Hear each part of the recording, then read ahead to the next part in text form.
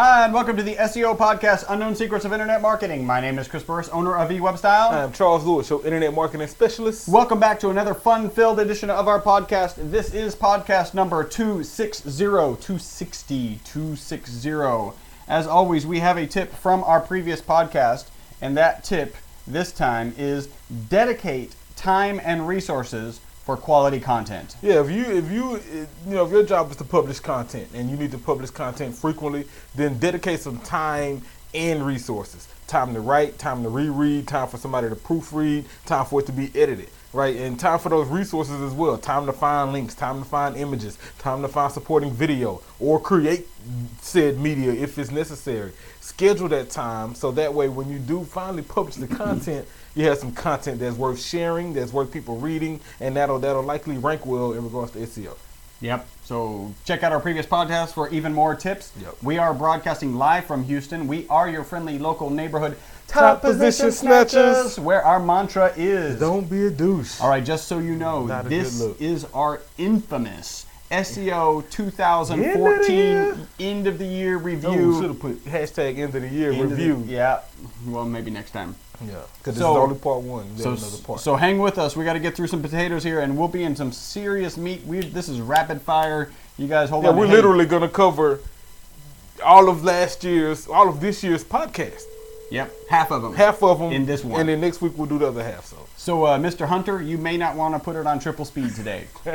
All right, now, if you have a device and you know how to, could you tweet? And what you should tweet is... Man, tweet us, right? At eWebStyle, at Best SEO Podcast. Be sure to use hashtag SEO Podcast. This is number 260. That way we can follow you back and do all of our social networking stuff. That would be great. There's 3 things we ask you to do. If this is the first time listening to the podcast, you chose a doozy. This is going to be great. If you've listened to this podcast before, thank you, and could you do us a small favor? One of 3 favors. One of them, go to our G Plus page, and there's 3 things to do once you get to that page. We've made it really easy for you to get to that page. All you have to do is go to e-webstyle.com/Google Plus or /Google Plus or /G Plus or /G Plus. All of those will take you to our G Plus local page where we ask you to do 3 things. Yeah, do these 3 things real easy. First, write us a review. Right, we really appreciate it. We need that review. Hopefully it's 5 stars. After you write that review, put us in a circle and give us a +1, please. Thank you so much. So I think our reviews still outnumber our +1, so you guys can help us with that. The next thing you could do only takes 3 steps. Go onto iTunes, create an account, write a review. If you choose to, send us an email, podcast@e-webstyle.com. We are hoping you will make that 5 stars. And if you send us an email, we're going to find it and we're going to read it on air. Yeah. Next, you could write a review at Stitcher. By the way, you Stitcher reviewers are tough nuts. We'll get to that here in a second. At least I don't have a tattoo. Yeah, I know, right? Although it's almost like an upside down. Yeah, I don't. So the best way to get to our Stitcher page is to go to e-webstyle.com. You'll see our Stitcher link over on the right, and then you click the review. You can write a review. Make sure to share the show if you want. Add us on your blog. And there are a number of ways you can haunt us, stalk us, harass us. Facebook.com/eWebstyle. Twitter.com/eWebstyle. YouTube.com/eWebstyle. Instagram.com/eWebstyle. All of those take you to our various social pages. If you're a PHP guru, a WordPress expert, we're looking for you. Call and submit an audio resume, 713-510-7846. If you want a free website analysis, go to our webpage, e-webstyle.com. You will find our free website analysis page. Do we have any algo cat? Got a little algo cat. Now for our favorite segment of the day, the algorithm cataclysm. Awesome. Yeah, so today's algo cat, kind of minor going into the holiday, but I thought it was worth sharing with the guys. This is Bing. Algo Cat, so on their quest to, of course, keep up with Google. One of the things they've done now is, Google has Google Answers. Right. So if you go to Google and you search a question, before the results, you get a box with an answer. Bing has Bing Answers now. They're calling it quick answers. Okay. And so, you go to Bing, you search, you'll get a box with an answer to that question. They didn't want to call it above Bansers. the results. And that's what I called it, Bansers. Bansers. Yeah, and then I was like, as funny as that sounds, it's also extremely cheesy. And so I probably wouldn't have either. Yeah. But so that's how I look at it. I think that's a good look for Bing, actually. Very cool. I have a little bit of news. We're going to skip it. We have a lot of content to cover. We do have 2 reviews, both of them from Stitcher. The first one is "Too Cool for Stitcher?" ? It says, "Show has gone downhill. They don't even post on Stitcher anymore." Let me just cover the next one and we'll just kind of wrap this together. The next one is "No longer updating on Stitcher. Poor effort, guys. No longer see your latest podcasts."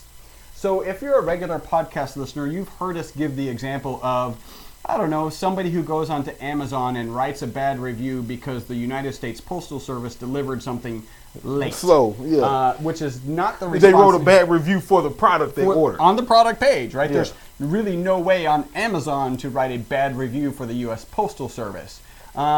Well, I think we called him a douchebag. Yeah. I asked Charles if we should actually call these reviewers jackasses. He said no, so I'm not going to call them jackasses. What we're just going to say is that there's a parallel between the moron who writes a bad review about a product because of the U.S. Postal Service and the fact that Stitcher is not updating our podcast. Yeah. The quality of the podcast has not changed, yet you're giving it a 1-star review. That does not make sense to me. Thank you very much. Kick it to you. Kick in the shins. By the way, we tell you many ways that you can interact with us. We have lots of people who have asked questions. We've even answered questions on the air as to why we're working on podcast 260 on the videos and we're a little bit behind. So you should be aware that you can interact with us rather than write a 1-star review that represents that our podcast is only of 1-star quality. Yeah. Hopefully you don't think that because you are trying to get it. And you've apparently been watching and apparently left a review. I mean, so... Yeah. Yeah. Katish, I will kick in the say shin. this, though. Keep in mind that we've never... Uploaded. We uploaded to Stitcher. Like, we put our podcast on iTunes, where it goes to Podomatic and some other steps. And we were told by other listeners. Surprised. Yeah, yeah. like, hey, we listened to you on Stitcher. We were both like, what is Stitcher? What is Stitcher? Yeah. And so, yeah.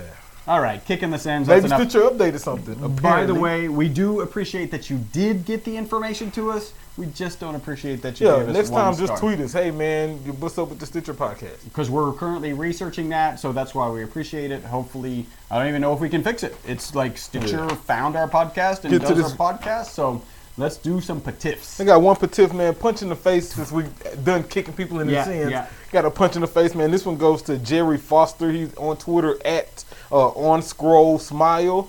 He says, at eWebStyle question. I know that we aren't supposed to solicit reviews for Google Plus. How do you do so without penalty? Great question, Jerry. Thank you for tuning in. Appreciate your support and your paying attention to the podcast. Great question. Pretty simple question the more I think about it, because we do this every week. We get here right now and solicit reviews. Right. Go to G Plus. I can remind it for you. Google Plus. Yeah. I told you 3 steps. Write a review. Right. Give us a plus one. Put us in the circle. Yeah. And so we do that because we don't differentiate between the type of reviews. Whatever comes in, negative, as he just read, Right. we're gonna read it. Positive, we're gonna read it. We're not sending out messages to specific people saying, go write this 5-star positive review. No, we're telling you'll everybody. get something. I think and you get something. That's the big part with soliciting. They offer an incentive for getting positive reviews, like 10% off or gift Coupons cards or whatever it is. So I think it's fine for you to solicit reviews in the right word usage of the word solicit. It's just not right to incentivize people for it. So, Reviewgate is what they called it when people were incentivizing for positive reviews. Yeah. So and lots of people, we've got customers regularly who have little flyers that they hand out. They're looking for Angie's List reviews. They're looking for G Plus reviews or whatever. So you want to be careful. I've heard of one guy who actually had people write reviews in their office, and because all the reviews were tied to the exact same IP address, they ultimately got banned. And by banned, I mean they removed all the reviews, and of course that sucks. You've put all this effort into it. Yeah. So I would say, to encourage you, I would say, man, feel free, solicit. Don't be a douche though. Like don't incentivize it. Don't do things like that, because that will get you caught up and banned and probably go down a path you really don't want to go down. All right, so we got a really short period of time to go through a really large amount of podcasts. We're going to just rapid fire. So and I'm going to give my apology now, because it's going to take me probably the first 4 to get on the roll. The rhythm. Yeah. All right, so the first podcast of the new year, 2014, was podcast number 220. We talked about a little bit about the Year in Review podcast. Landing page optimization. What is it that you can do on a landing page to make sure that landing page will convert? Keep things above the fold is one of them. Tips for landing pages, conversions through clarity. Yeah. So just making sure that when they land on your page, they know exactly where they need to go and know exactly how they can find the information they're looking for.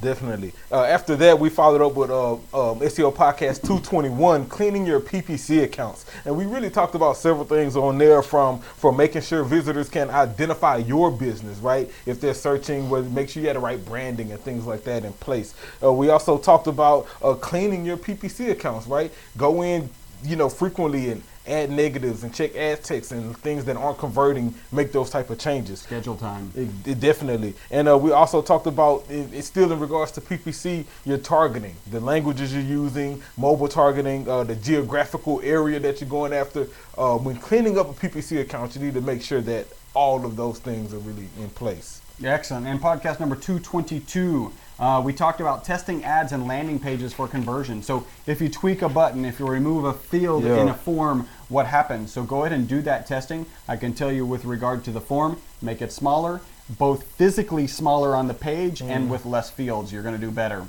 We talked about SEO keyword prioritization. So which keywords should you focus on? Should you go for the big behemoth? Should you go for the long tail super keywords, or somewhere in between? It depends on what the research shows you. Go check out that podcast. We also talked about better branding and business. So how important is branding to your business, and what impact on search does branding have? And it's a huge impact, especially the bigger the brand. Yep. Right? You look at bigger brand companies, they tend to rank higher. Yep. Just happens that way.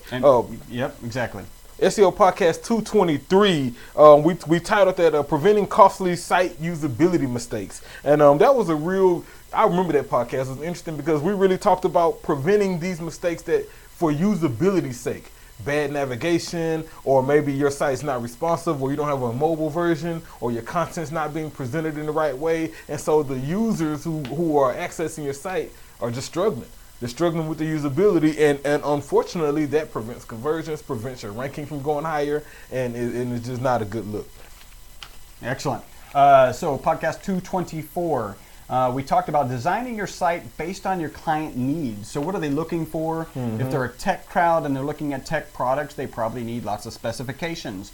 If they're esoteric and they need something pretty, they need a lot more pictures, right? So design your web page to target what your client needs.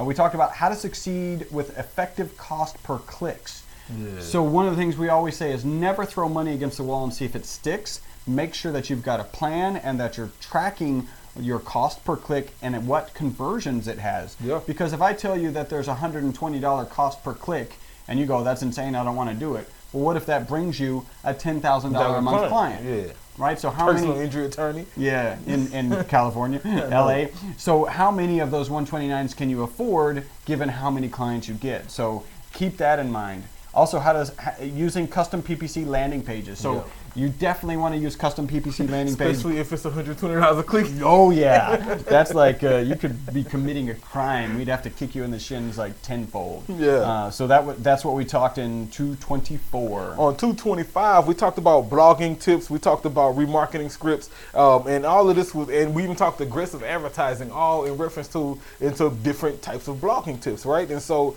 in regards to the remarketing, if you're running a blog, then your goal is to get traffic to your blog, get people coming back to your site to reuse your content, to read new content. And retargeting is one of the easiest and most effective ways to do that. And so that's one of our pro blogging tips. Install that remarketing script for AdWords and Facebook, frankly, so that way you can begin to retarget your site visitors. We talked about aggressive advertising from probably two perspectives. One, just from being a douche, right? Nobody likes to be just spammed. Don't be with too different aggressive. ads. Yeah. Don't be too aggressive. And then from an algo cataclysm perspective, I believe that was algorithm cataclysm. too many advertisements on your site is not a good look. That will hurt your ranking. You will lose. You can be penalized because of that. If you have ads above the fold, ads down the side, ads in the middle of the content. So stay away from aggressive advertising, especially on a blog site. We're talking blog tips. Yep. Because that way you won't run away your readers, and you will help your chances of ranking better.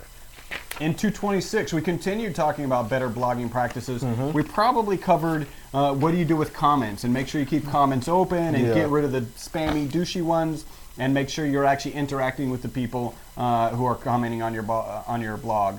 Next, improving ad copy and actually incorporating power words into your ads. So Power words. this was leading them. If you know that eventually you want them to purchase, then put the word buy or purchase in your actual Download, ad copy. Subscribe, engage, whatever it may be, right? If that's what you're trying to purchase with your pay-per-click ad. So that was 226. On 227, we talked about social media and the mistakes to avoid. Everything from speaking the language of your target market. So if you're, for example, if your market is urban and kind of down to earth and really, younger, maybe then it's okay to use an urban vernacular in your text. It's okay to use that type of tone. It's okay to talk in first person from that perspective, because that's your audience. What you don't want to do is talk using slang and urban lingo to a corporate audience. It's just not really the same thing.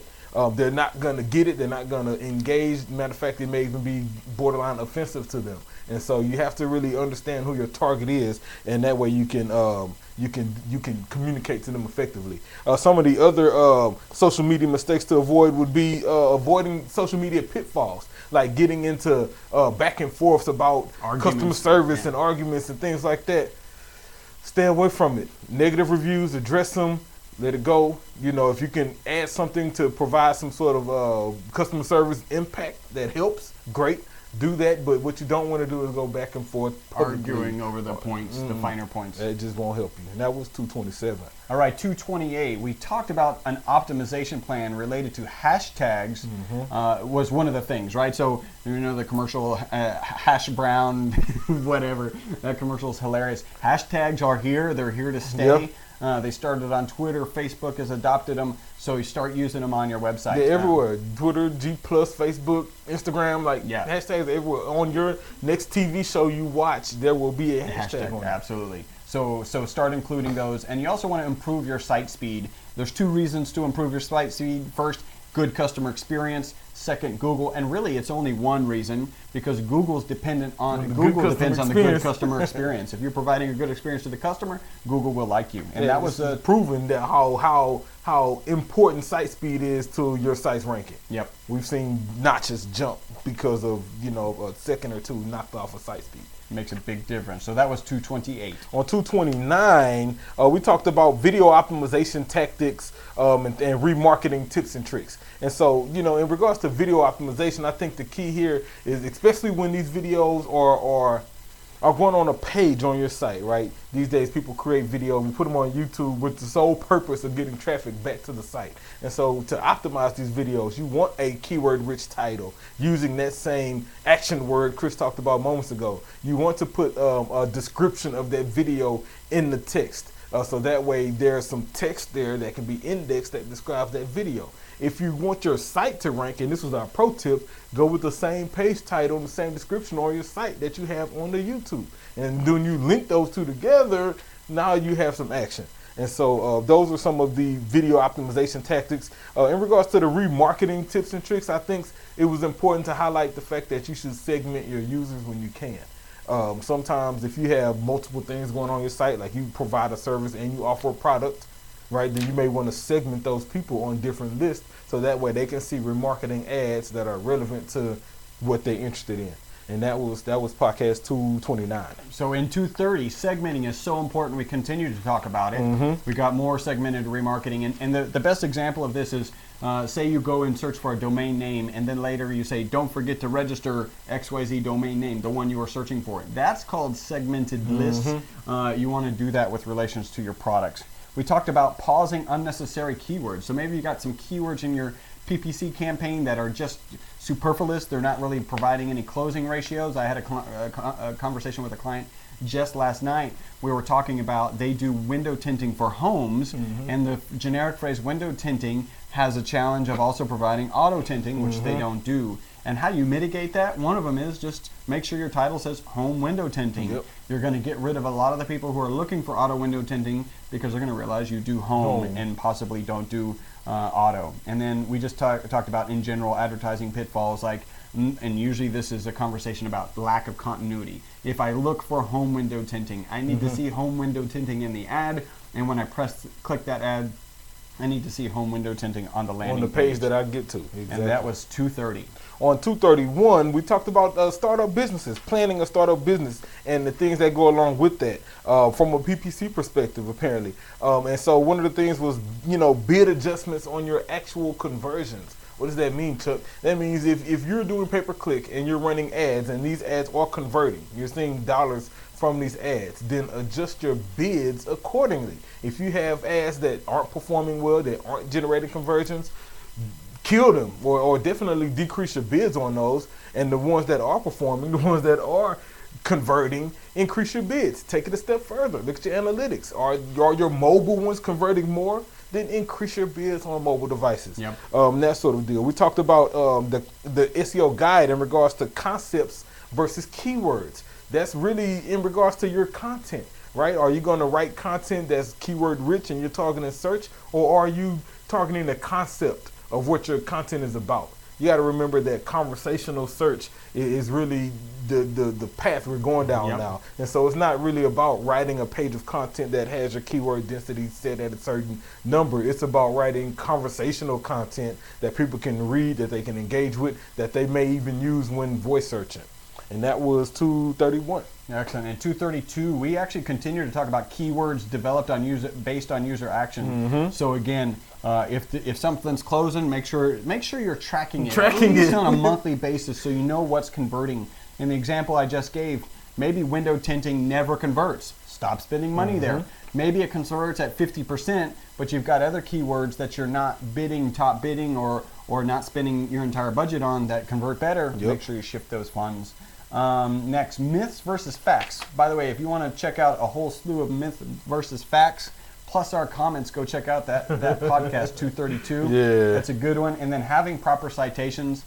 Citations are becoming paramount. They are the difference between a well-placed page and in a competitive industry and a non-well-placed page. Citations. And that was 232. Yeah, on 233, we talked about the content channel efficiency. And we talked about several things in regards to your content, right? Like, for example, the positioning versus the ranking of your content, right? And that's regards into a search result page. Right, a lot of people talk positioning. Other people talk ranking. And we talk positioning here because ranking varies depending on, what IP address you're at, what location you're in.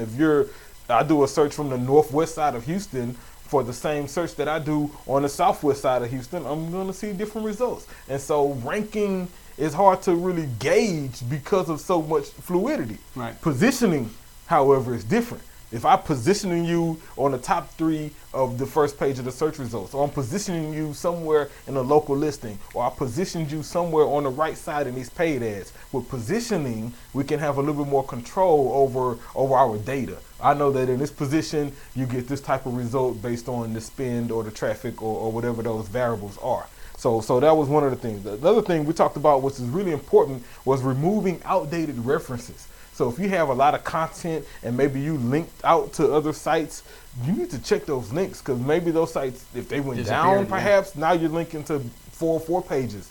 Or worse, the domain is the new owner, right? And they ain't know what they have, yeah. And now you're linking to that, right? Or maybe you have content that's just outdated. The numbers are wrong. You need to update that and improve it, and then resubmit it, so that way you're not having this great site with all this bad content on it. And that was 233. All right, 234. We talked about consistent branding across all platforms. So that's a good one. That's across the board. That's not just internet marketing. That's once you get onto billboards or flyers that you're going out. But most importantly, from our context, when you're on your social media platforms, when you're on Twitter and Facebook, you talk a little bit different, but you need to be passing out the same message. Yeah. And that messaging has to be the same on your actual website. Same branding, same color scheme, same logo, same font type, same tone. Yep. So they know it's you. The next is online reputation in SEO. How important is online reputation? It's really important. That's why we push for our G+ reviews. That's something you should be doing. Again, don't incentivize for them per our question for today.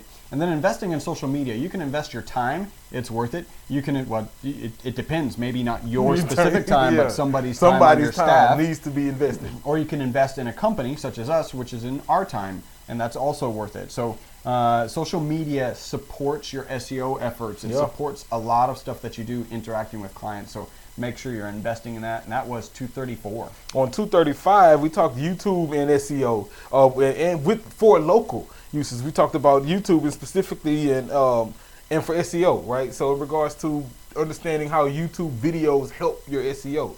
These people look for videos. Videos have proven to have higher engagement. They have proven to give people more time on site, and they've proven to outrank some other things. For example, we have a client with a negative review on Yelp, and we just weren't able to push that down. But by creating YouTube videos with some of their positive reviews, those videos actually outrank the negative YouTube video.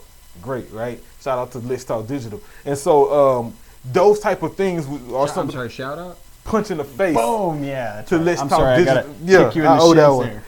Punch in the face to Let's Talk Digital for those some of the things. We also talked about embedding videos in your site, and that's extremely important for engagement. You want to keep people there.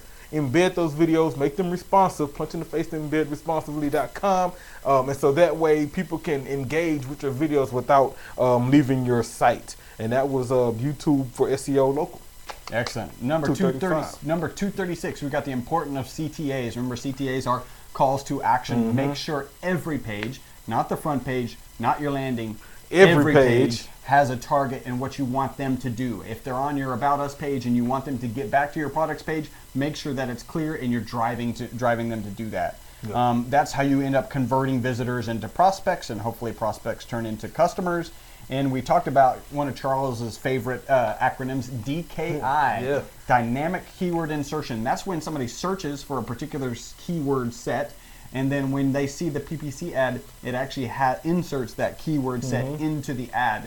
So it really resonates with the continuity you're talking about. Exactly, with the continuity. Now you begin seeing the search phrase that you just searched for in the ad. And then you want to make sure the target landing page actually has some relevant content also. Yeah. And that was podcast 236. On 237, we continue talking about content optimization. More important, we talked content optimization tips and how you can use these tips to help, what Chris just said, convert these prospects into customers. And some of those tips go back to some of the things we said before, like using action words in your call to actions and things like that. But I think the key was making sure your content is engaging, making sure that it's relevant, that it has value, and that it supports what people are looking for when they get there. And that is the difference between great content and not so good content. Not so good content doesn't serve a purpose. You leave after reading that content still lost, which is a bad experience. Great content will get shared. Great content will get links.